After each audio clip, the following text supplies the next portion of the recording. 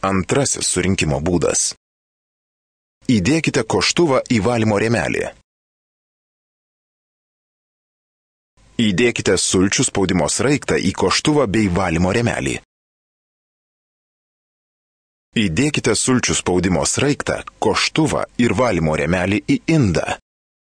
Įsitikinkite, kad raudonas taškas ant koštuvo ir raudonas taškas ant indo yra vienoje linijoje ir švelniai spustelėkite. Uždėkite piltuvą ant indo. Įsitikinkite, kad raudona rodyklė ant piltuvo ir raudonas taškas ant indo yra vienoje linijoje. Pasukite piltuvą. Uždėkite visą surinktą dalį ant pagrindo. Įsitikinkite, kad strėlė ant indo yra nukreipta į ašį ant pagrindo. Pasukite indą, kad užsifiksuotų. Įsitikinkite, kad rodyklė ant piltuvo yra nukreipta į uždaros spynos ženklą ant chromuotos pagrindo dalies.